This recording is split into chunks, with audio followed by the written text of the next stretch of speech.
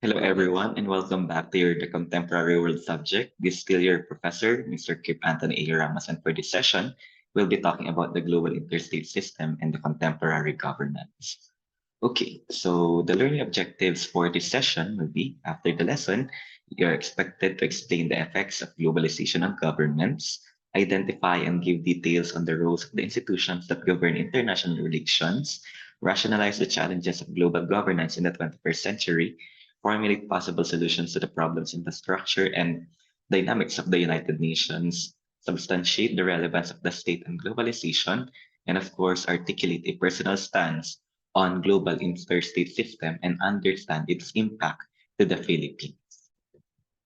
Okay, as we go along this session, it is important for us first to define what are nation states so that we will be able to know kung sino nga ba itong mga miyembro ng United Nations at sino ba yung maaaring maging member nitong organization na ito. Okay, so first, let's define nation states. So according to Roeder in 2007, a nation state is a system of organization in which people with a common identity live inside a country with firm borders and a single government. Always remember that if we're talking about a nation state, the two fundamental parts of it will be the state and nation. And I'm quite sure as you watch this video, you already have a background about the difference between state and nation as discussed in your understanding culture, society, and politics during your senior high school days.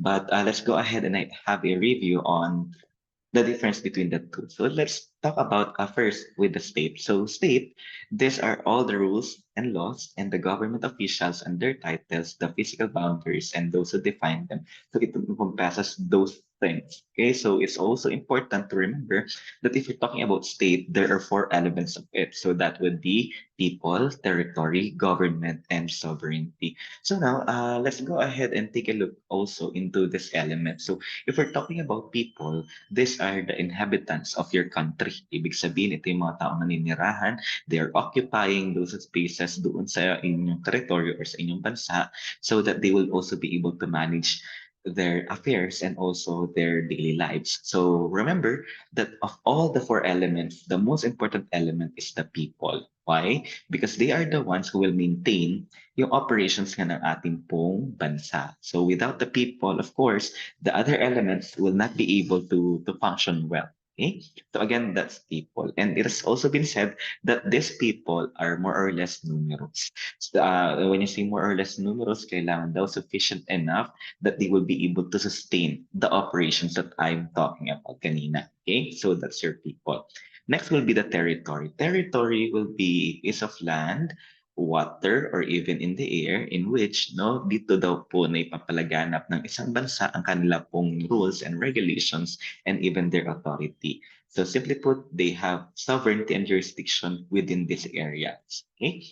Third will be your government. The government is the agent of the state na kung saan siya ang nagpapatubad ng ng batas. Kagaya halimbawa sa Pilipinas na naakma at binigay na definition ng ating sa preamble, sinasabi that the government it's expected that they will be embodying the ideals and aspirations of its people. Okay? That's why there will be rules and regulations that are to be implemented by this institution. Okay? So that's your government. Next will be your sovereignty. So sovereignty, on the other hand, talks about your authority, no? And this can actually be discussed into two forms. So yung unang form daw ay tinatawag na internal sovereignty in which the people or those who are part of a state, a certain state, will be able to manage their internal affairs. Kaya-kaya daw nilang pamunuan ang kanilang pong sariling bansa. On the other hand, if we're talking about the external sovereignty, this pertains to the freedom from external control. Ibig sabihin, wala raw pong mga ibang bansa ang dumidikta sa kung ano yung kayang gawin or hindi dapat gawin ng isa pang bansa. Okay? Commonly, it's also a part of the external sovereignty yung tinatawag na international recognition na tinatanggap na ikaw nga indeed ay isang bansa. And that is your state. Also, remember that if we're talking about state is the legal or political affairs of a country. Okay? This may also pertain to such situations wherein it involves yung laws and authority ng ating pong bansa. Okay? And since we're talking about legalities here, it is important that the four elements, namely your people, territory, government, and sovereignty, are present so that you will be able to tag a certain country as a state. Okay? On the other hand, if you're talking about your nation, nation is or a nation is being bound by common traditions, customs, and even ethnicities. No, ang nagbubukod sa kanila hindi raw po batas. Kung hindi, ang nagbubukod po rito ay yung ating pong ano no, yung ating pong mga kultura at ating mga tradisyon. And that is your nation. Okay? So kapag pinagsama mo yung dalawa, automatic that is a nation state. So a quick trivia, the smallest state in the world is called as the Vatican, okay, which is being headed by their head of government and head of state, which is the Pope of the Catholic Church. As of the moment, that is Pope Francis. Okay, so there, no, if you will search about the Vatican, surprisingly, no, kung gaano siya kalaki, ang Vatican po ay maaaring magkasya sa isang Luneta Park. So ganun po siya kaliit. So that is your state. Okay? Sige po. So, if we continue, no, since ang mga problema ng mga iba't ibang mga bansa ay hindi naman mareresolba on their own, no, it will be, or we will be needing some ano po no some collective effort so that we will be able to maintain yung ating ano no yung ating mga ninanais for our ano no for our country, and that's the reason kung bakit nagkaroon ng such concept po, which we call as the global governance, because as of the moment wala po tayong tatawag na global government, no? So with that being said, yung global governance ay nag-exist simply because ito daw po yung magmamanage doon sa mga pagkakataon na hindi po nagkakaunawaan yung mga bansa po natin. And with that, if we're talking about global governance, this is being defined as a formal and informal arrangement that will produce a degree of order and collective action above the state in the absence of a global government. So simply put, if we're talking about global governance, we are talking about the agreements of these different countries. Bakit daw? Kasi wala naman daw talaga magdidikta kung ano ang tama at ano ang mali sa mga bansa. And take note, everyone, ano, if we will be using the definition of Tucker and Wilson into 2015, you can notice that global governance involves coordination daw among state and non-state actors. No, maaaring ito meron siyang international figure, no? Kaya halimbawa ng Santo Papa ng Roma. So that will be part ng tatawag natin na global governance. Of course, since sabi nga natin kanina, wala daw tayong world government na namamahala sa iba't ibang mga bansa. So pagkakataon halimbawa na hindi magkasundo yung mga bansa, of course, there will be ano po, no? There will be steps no, na ginawa po yung ating iba't ibang mga bansa sa international community. And syempre yung pinakamaganda na pinakamaganda naging produkto ng global governance is what we call as the United Nations. So United Nations has four basic purposes. Number one is to keep peace. So that ito nga yung dahilan no bakit tayo bumuo ng United Nations, so that maiwasan natin yung world war na tinatawag, no? And luckily and fortunately up until this moment wala namang World War III. Okay? Part of it as well is yung cultivating of friendly relationships. Take note ha ng states. Okay? So meaning yung mga bansa hinihikayat sila na magtulungan, hinihikayat sila na maging friendly among each other or to build up amiable relationships so that hindi po magkakaroon po ng gulo. Third will be assisting in alleviating poverty, hunger, disease, and illiteracy, and encouraging respect for human rights. Which is ito naman yung lagi naman nating dala-dala, or this is universal values naman kung kaya ina-apply din po natin ito on our own sa kani-kanila pong mga bansa. And of course, United Nations provide a forum where nations work together so that we will be able to achieve those goals. Okay?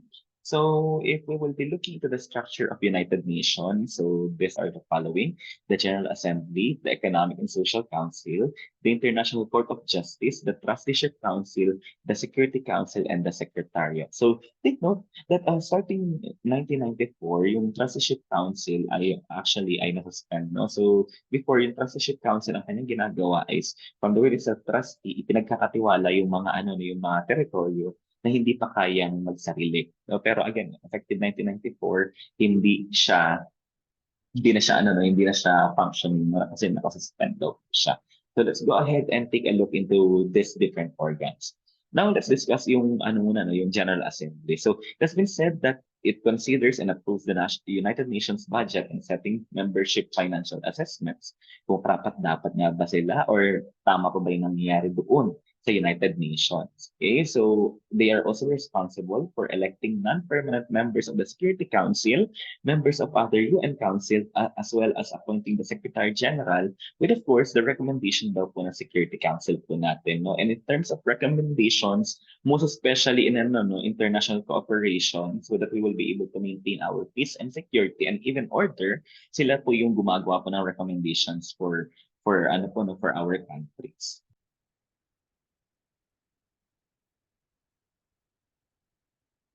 Kasama rin dyan, of course, no, yung pag-confer ng ating questions, most especially if we are dealing with ano po, no, if we are dealing with international peace and security, and of course making recommendations unless the Security Council is already discussing the issue. No? So part of it as well is comparing on any issue that is within the scope of United Nations Charter and making recommendations sa mga issues na mapag-uusapan. Okay? Unless, ulitin lang natin, if yung Security Council ay napag-uusapan na ito. They are also responsible for conducting studies and making recommendations related to issues of international law, human rights, and international cooperation relating to economic, social, humanitarian, cultural, and even educational and health fields. They also provide ano no, recommendations so that maayos nila ng ano no ng matiwasay yung kanila pong mga issues kung sakaling mayroong dalawang bansa na hindi nagkakasundo. And of course, they will be deliberating on reports submitted by the other United Nations. Yeah. Okay, so yung General Assembly din natin ay naging part no ng pag-provide ng forum doon sa ating pong ano sa ating pong different members. Okay?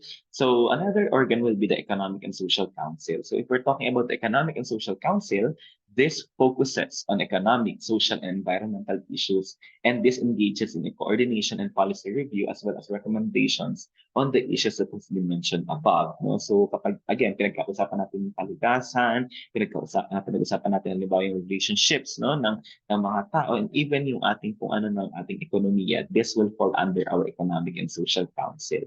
So kung mapapansin niyo if you will go back para sa mga nauna natin mga kabatch ni Sir, halimbawa, no, sila rin yung nagpo-formulate ng mga tatawag na Millennium Development Goals noon. No? So sa mga kabataan natin ngayon, yung Sustainable Development Goals, Economic and Social Council ang nagdidikta niya.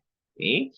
So let's continue with ICJ or the International Court of Justice. So take note that International Court of Justice or the ICJ is the judicial organ of the United Nations. Para siyang Supreme Court, no? Kung titignan mo sa Pilipinas at saka sa Pilipinas at sa United States of America. No? So the court settles disputes between members. So take note everyone, no? Nakakalungkot nga lang na hindi binding, of course, kasi maaaring magtanong tayo, sir, akala ba namin walang sovereignty, walang ano, no?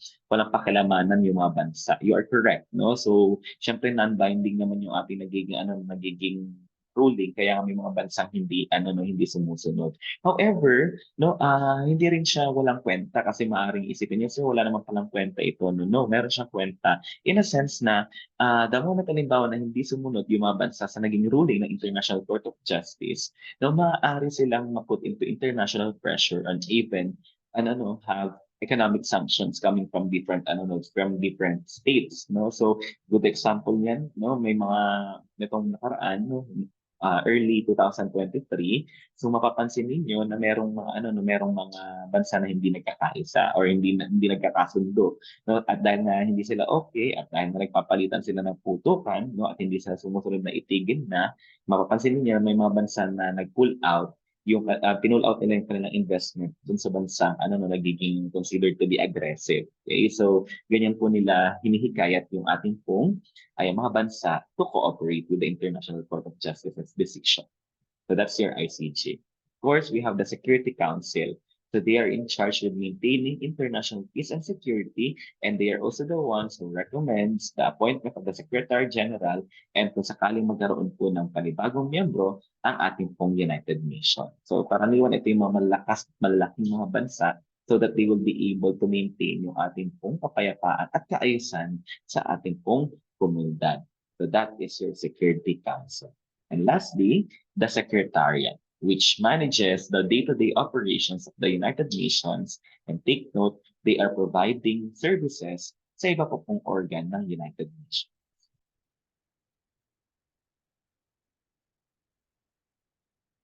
And that is the end of our discussion about the global interstate system and contemporary governance. And let me just also grab the opportunity to thank everyone for attending our session. And we hope to see you all on our succeeding ones. Again, this is your professor, Mr. Krippe Ramos, and we'll see each other on our succeeding sessions.